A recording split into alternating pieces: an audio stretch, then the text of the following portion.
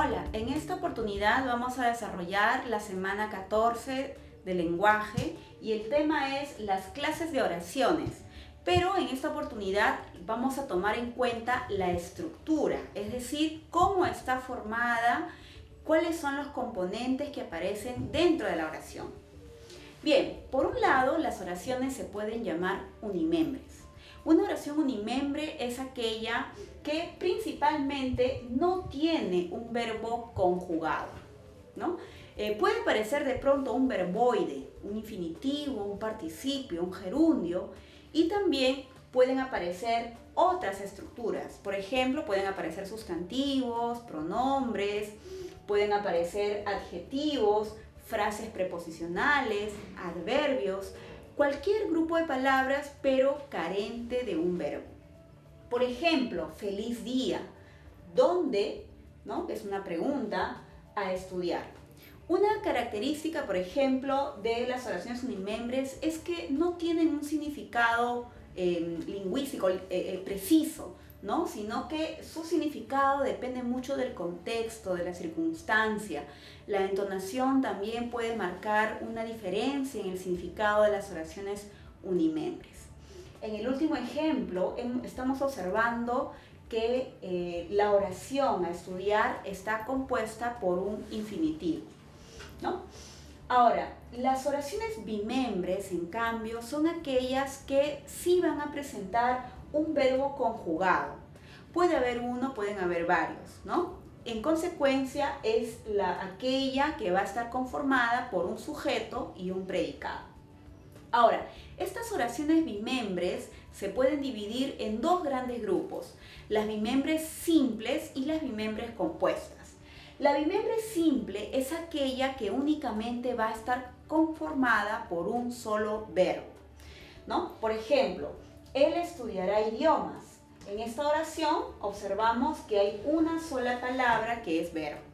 O también él va a estudiar idiomas, ¿no? Pero en este caso estamos observando que el verbo está conformado por una perífrasis verbal. Eso quiere decir entonces que el verbo simple, que el verbo de una oración simple puede ser una sola palabra o puede ser una perífrasis verbal. Las oraciones bimembres compuestas, en cambio, son aquellas que pueden presentar 2, 3, 4 o más verbos, ¿no?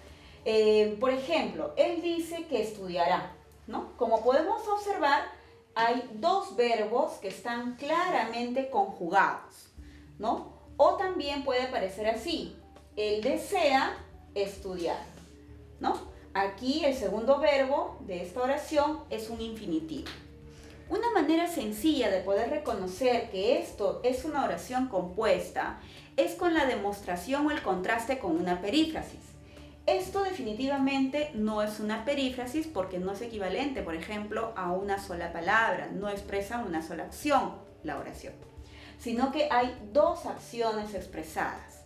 Por eso decimos, aquí hay dos verbos, ¿no? Muy bien, ahora, las oraciones también según la estructura, ¿no? Y la naturaleza que presenten sus predicados, se pueden clasificar de la siguiente manera. Tomando en cuenta el predicado, podemos hablar de la oración de predicado nominal. Estas oraciones se caracterizan porque tienen sujeto, verbo copulativo, ser, estar, parecer, y su complemento atributo. Los atributos, recuerden, son cualidades o características del sujeto. El atributo puede ser una FN, un adjetivo o una frase preposicional, ¿no? Por ejemplo, las fresas están dulces o las fresas son dulces, ¿no? Como podemos observar, estos verbos copulativos presentan aquí a este complemento, ¿no? Dulces, que viene a funcionar como la característica del sujeto. Ahora, las oraciones se pueden llamar de predicado verbal cuando el núcleo de este predicado es un verbo predicativo. Eso es lo importante que vamos a observar en este caso.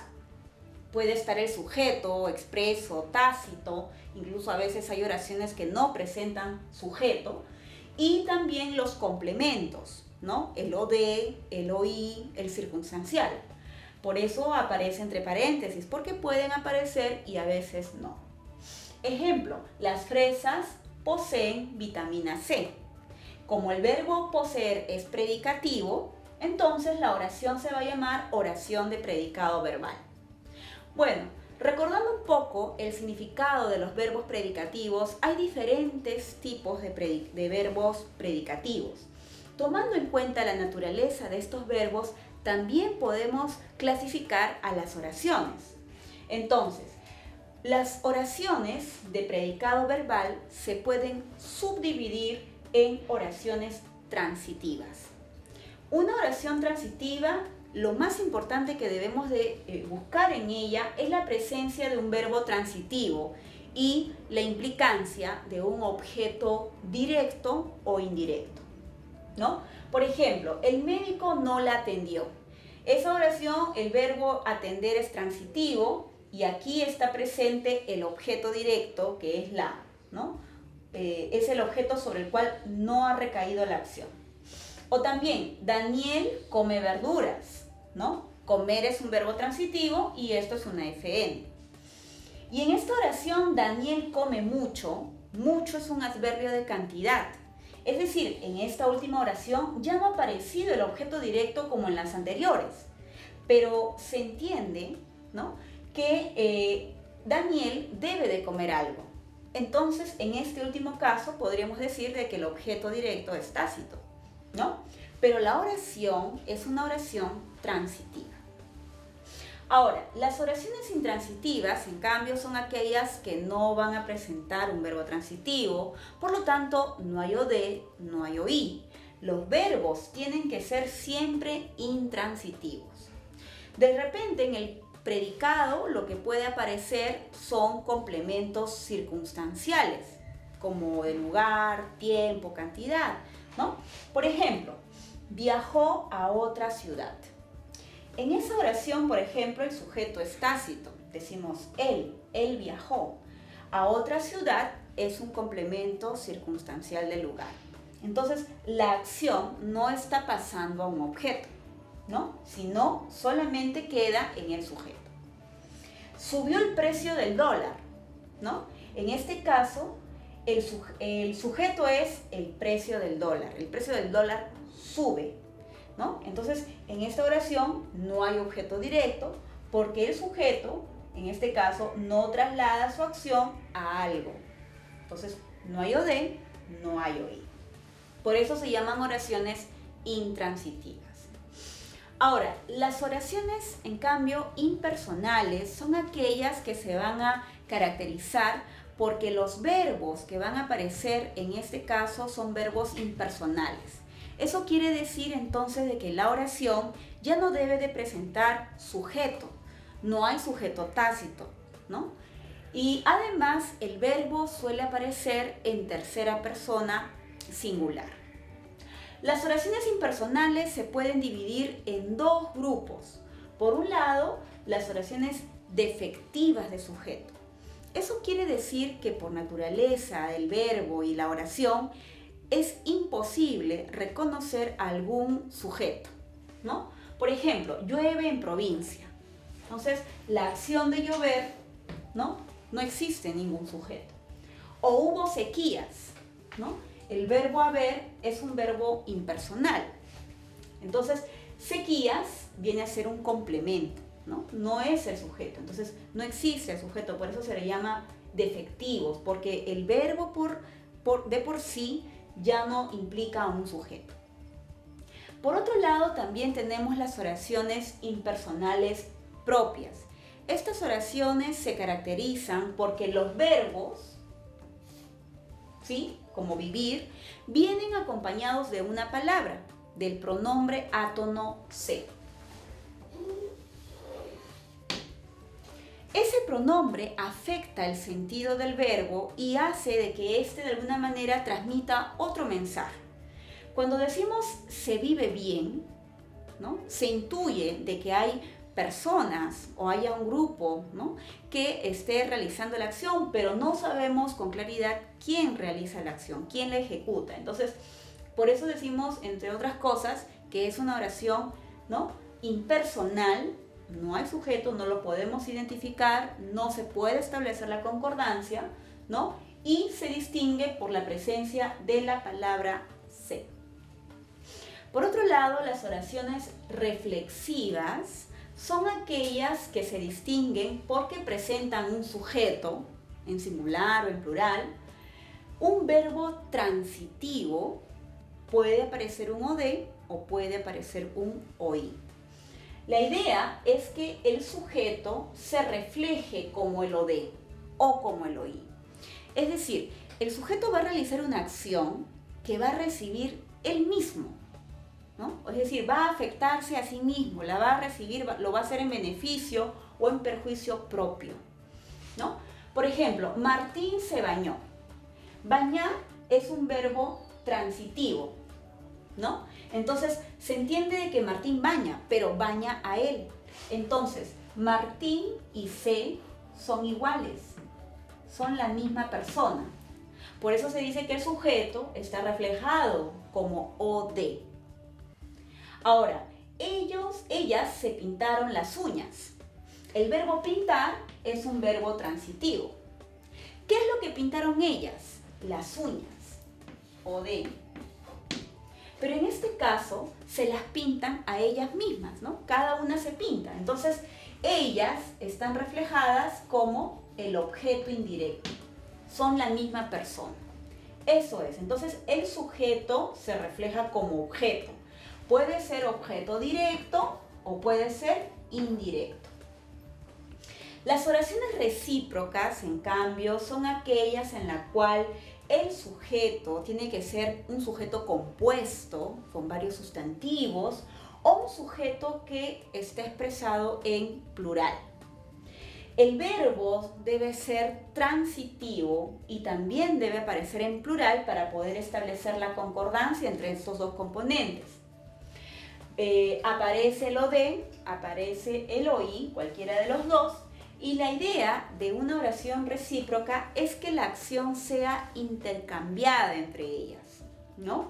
Es decir, un sujeto realiza una acción que la va a recibir el otro y viceversa, es decir, mutuamente, ¿no? Por ejemplo, Julio y César se odian, ¿no? El verbo odiar es un verbo transitivo, el sujeto es compuesto. Entonces, Julio, se entiende, Julio odia a César y César odia a Julio. Entonces aquí el pronombre se está siendo utilizado justamente para marcar la idea de objeto directo. O también, Julio y César se dieron la mano, ¿no? Dar es un verbo transitivo. ¿Qué es lo que dieron? La mano, objeto directo. Ahora, ¿a quién se la dan? Entre ellos, mutuamente. Entonces la palabra se funciona como OI. Esa es la característica y la diferencia de las oraciones recíprocas, ¿no? Que siempre tienen que estar los verbos en plural y la acción tiene que ser mutuamente compartida. Una oración activa, en cambio, es aquella en la cual el sujeto va a realizar la acción. Por lo tanto, el sujeto es un sujeto activo y el verbo tiene que estar en voz activa, ¿no? Entonces, el ladrón me robó. Entonces, el ladrón efectúa la acción de robar. En cambio, una oración pasiva es aquella donde el sujeto es pasivo, no realiza la acción, sino que la acción es ejecutada por un complemento agente. Otra característica también es que en este caso, en la oración pasiva, el verbo tiene que estar en voz pasiva, ¿no?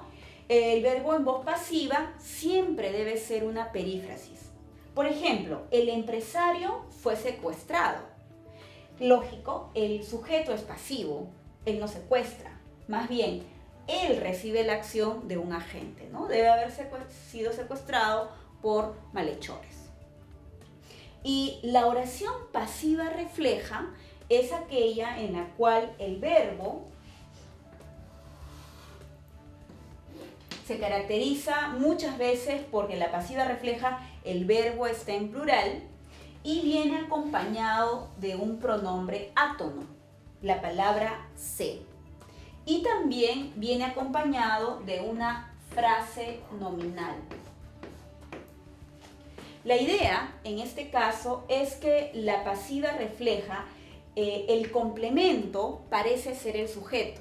Es decir, parece que las copas por sí solas se hubiesen roto, ¿no?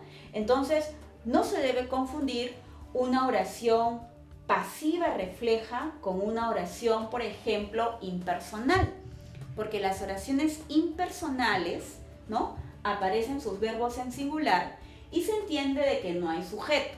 En cambio, en una oración pasiva refleja, el complemento parece por sí mismo haber realizado la acción o estar en la circunstancia de la acción, es decir, parece ser él mismo el sujeto.